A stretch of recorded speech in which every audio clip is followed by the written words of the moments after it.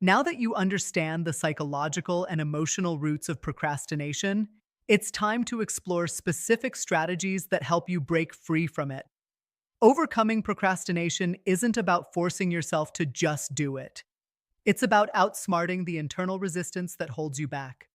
The most effective strategies work by reducing overwhelm, lowering the barrier to entry, and creating external structure and accountability.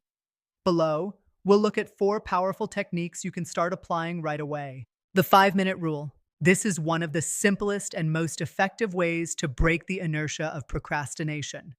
Instead of committing to an entire task, commit to just 5 minutes of focused work. The goal isn't to finish the task, but simply to start.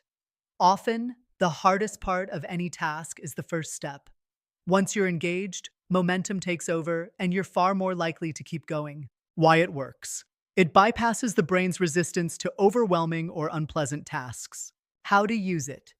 Pick the task you've been putting off, set a timer for 5 minutes, and start.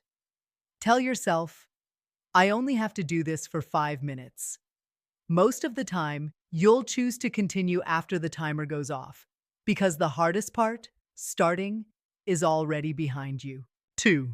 Set clear, specific, and actionable goals. One major reason people procrastinate is that their goals are too vague or abstract. When your brain doesn't know exactly what to do next, it's more likely to default to avoidance. Breaking large projects into concrete, bite-sized steps makes them feel manageable and easier to begin. Why it works. Clarity eliminates ambiguity and reduces the sense of overwhelm. How to use it. Instead of saying, work on presentation, break it down into create outline, design title slide, and write bullet points for slide 1. Specific steps give your brain a clear direction and a sense of progress as you complete each one. 3. Use accountability to stay on track. When left to our own devices, it's easy to push things off. But when we know someone else is watching or will ask about our progress, it adds just enough external pressure to keep us moving. Accountability adds structure, which is especially helpful when internal motivation is low. Why it works.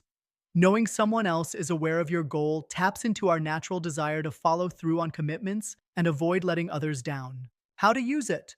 Share your goal with a friend, coach, mentor, or even an online community. Ask them to check in with you regularly or report back at specific milestones. Even simply stating your intention out loud or over a message can increase your likelihood of following through. 4. Create and respect realistic deadlines. Tasks without deadlines tend to expand indefinitely, a concept known as Parkinson's Law, which says that work expands to fill the time available for its completion. When we don't set a firm endpoint, we leave the door wide open for procrastination. Deadlines create urgency and structure that help us stay focused. Why it works. Deadlines give your task a clear time frame, helping you prioritize and manage your time more effectively. How to use it.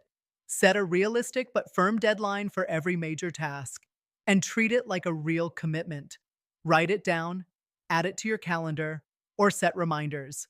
If it helps, build in mini deadlines for different phases of the task so you stay on track and don't end up rushing at the last minute.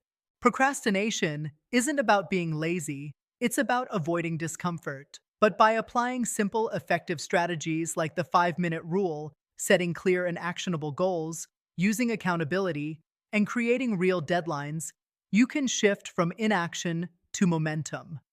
These techniques don't just help you start, they make it easier to keep going. With practice, they become habits that support long-term productivity and help you build the kind of self-discipline that leads to meaningful progress.